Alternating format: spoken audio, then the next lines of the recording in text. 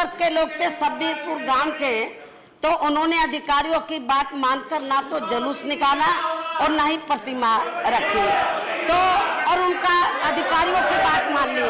उसके बाद 14 अप्रैल के बाद अगले महीने फिर 5 मई को महाराणा प्रताप की जयंती के मौके पर तो उनके अनुयायी लोग तो वहां पर जुलूस निकाल रहे थे। तो वहां के दलित वर्ग के लोगों ने तो जो अनुयायी लोग थे उनसे उन्होंने कोई झगड़ा नहीं किया, उनको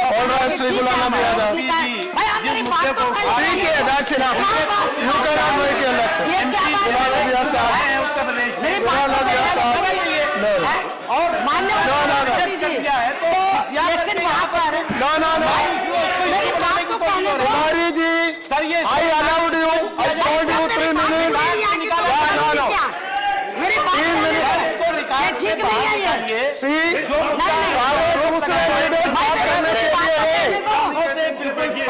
भाई मेरी बात so now you made your point, I understood, नहीं ये you made your point, I understood, नहीं I have to allow others also, I allowed you first, notice है, no 0 आवर नहीं है ये, you cannot monopolize, no don't do that, 0 our नहीं है ये, स्थगन प्रस्ताव मैंने बोला आप 3 मिनट बोलना है, मेरी थोड़ी और बात है, अभी तो 5 मिनट हो गया भाई, मैंने बोला 3 मिनट, 3 मिनट वो लोग उधर से सब बोलते हैं, अच्छा नहीं, मेरी बात पूरी रखने दो, अच्छा नहीं। माननीय उपसभापति जी, मैं आपसे रिक्वेस्ट कर रही हूँ, मेरी बात जरूरी बात है, इम्पोर्टेंट बात है, मेरी बात को रखने दो। यस, तो मैं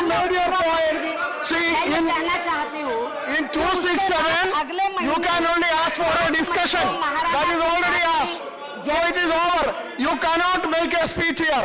No. बुलाना भी ऐसा। ये ऐसे कैसे हो जाएगा ये? हैं? मुझे बोलने नहीं दोगे? राज्यसभा से इस्तीफा देती हूँ। I have so many names. बोलने नहीं दोगे, तो मुझे इस सदन में रहने का कोई अधिकार नहीं है फिर। Look here. यदि आप मुझे बोलने नहीं दोगे, तो मैं आज इस्तीफा देती हूँ। She is challenging the chair. She is challenging the chair. This is very serious. I have 8 names. What do I do? मेरे बात नहीं रखने दोगे, मुझे इस हाउस में रहने का कोई नैतिक अधिकार नहीं है। जनता ने मुझे कहा है कि उनको सुनने पे मैं आपसे इस्तीफा देना चाहूँगा। 2 मिनट तो सुनो। मेरी बात चैलेंजिंग द चेयर। वहाँ पर दलित लोग, मैं आज जनता ने रिजेक्ट किया है, तो 7 मिनट हो गया। परेशान है। अरे सुनो बात मुझे मेरी बात नहीं रखने देंगे।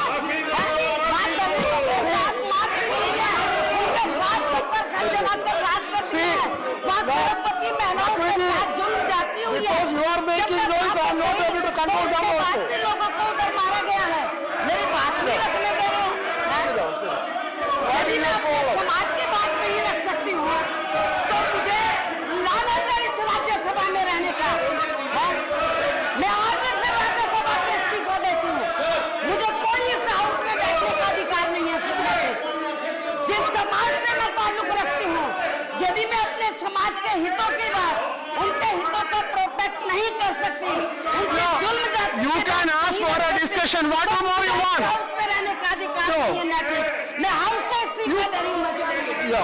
ओके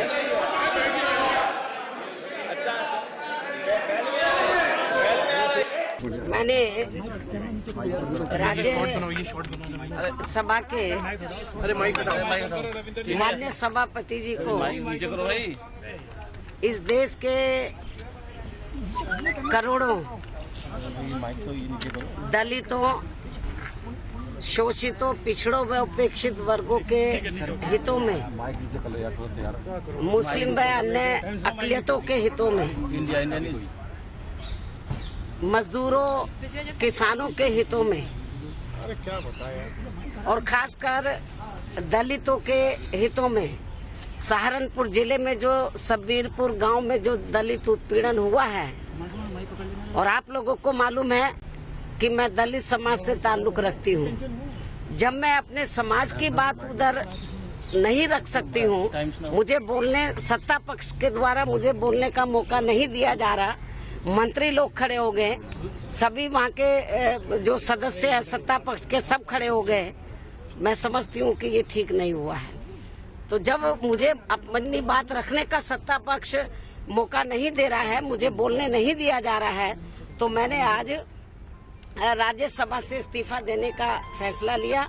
हाउस में भी कहा और अभी मैं माननीय सभापति जी को अपना इस्तीफा देकर आ रही हूँ। डिटेल में मैं इस डिटेल में चिट्ठी में लिखा है मैं क्यों इस्तीफा दे रही हूँ, उसकी कॉपी आपको दी जा रही है और बाकी मैं एजेंसी वालों को भी डिटेल में बताऊंगी। ऑपोजिशन के काफी लोग कह रहे हैं कि आपकी एक बहुत स्ट्रॉन्ग आवाज थी,